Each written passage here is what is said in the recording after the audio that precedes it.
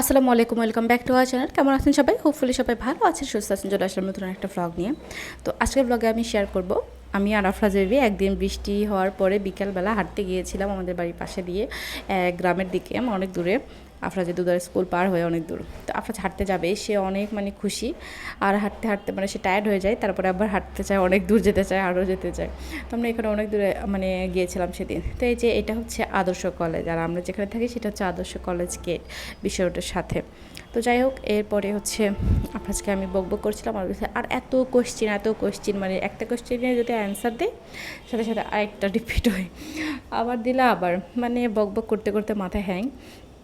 আর এইখানে বৃষ্টি হওয়ার জন্য রাস্তাঘাট একদম কাদা কাদা হয়ে গিয়েছিল, এই জন্য একটু কেমন লাগছিল, একটু বেশি গাড়ি টাড়ি আসলে একটু সাইডে যেতে হয় আর কি। তারপর আফরাজের পা যখন লেগে গেছে, বলছিল রেস্ট করবে, তারপরে একটা বাসার এরকম সাইডে জায়গা ছিল, ওখানে এসে বসে দিলাম। এরপর একটি ছবি দিলাম, গল্প করছি, বকবক করছি। তারপর আরও সামনে অনেক দূর হেঁটে যাব, আর আসার সময় আমরা ননস্টপ হেঁটে এসেছি, তখন আর সে রেস্ট করেনি। সে বলছিলাম আমরা আরও যাবো, অনেক দূর যাবো, আমার স্কুলে হাঁটবো, 3 মাথায় হাঁটবো, কত কথা। এরপরে সে ছাতা বের করেছে, সে ছাতা নিয়ে এখন হাঁটবে।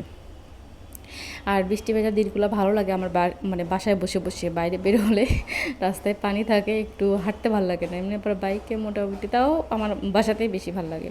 কিন্তু যেদিন আমি একটু বৃষ্টিতে ছিলাম, সেদিন আর কোনো বৃষ্টি নাই, কি একটা অবস্থা। যাই হোক, ওই দিকটা চলে আসলাম। আর রাতের বেলা আফরাজের পাপা আফরাজের জন্য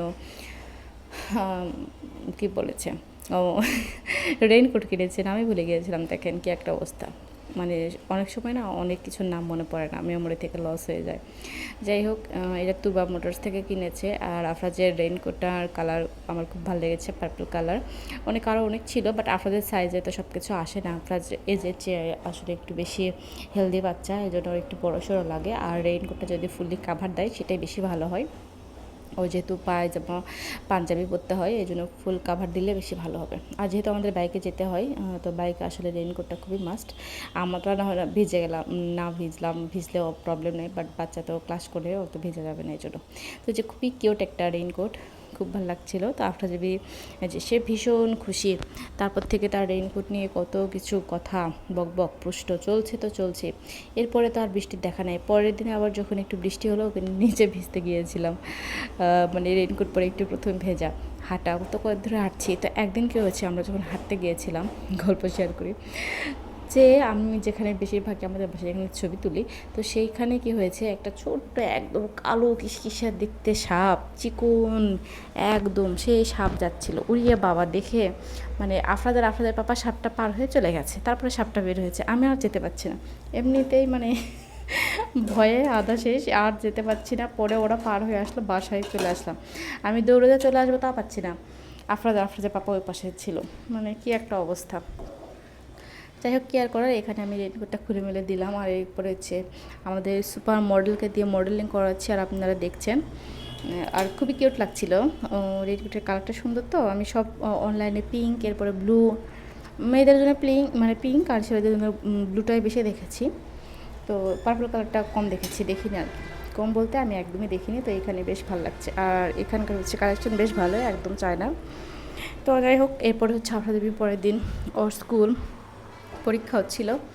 আর এদের প্রথম পরীক্ষা। তো আফরাজের পরীক্ষা 2টা ব্যাগ, একদিন ভিডিও করেছি, বাকি অন্যদিন ভিডিও করা হয়নি আর কি।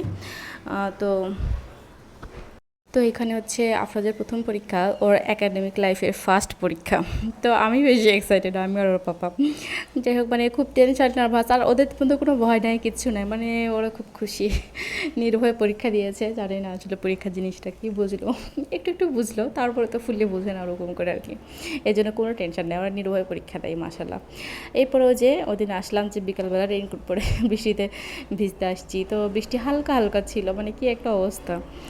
বৃষ্টি হয় যখন ভেজা, তখন সুযোগটা হয় না। এরপরে হালকা হালকা ভিজলো, তো বেবি তো এনজয় করেছে ওইটাই। কারণ এরপর থেকে হুটহাট করে বৃষ্টি হচ্ছে, কিন্তু কখন হচ্ছে কেউ জানি না, এরকম একটা অবস্থা, আকাশে মেঘ থাকছেই। তো এই দিন আমরা হাঁটতে গিয়েছিলাম, আর হাঁটতে যাওয়ার পরে ওই যে সাপের ঘটনাটা বললাম, বাবারে কি অবস্থা। আমি বলছি কি, আমি আর হাঁটতে আসবো না এইদিকে। তারপর আর আফরাজকে নিয়ে আমি আর হাঁটতেও যাইনি কোনো দিন। সেদিন একদিন হাঁটার পরে আফরাজকে বলেছিলাম যে প্রায় এখন হাঁটতে যাব, ভাল লাগবে।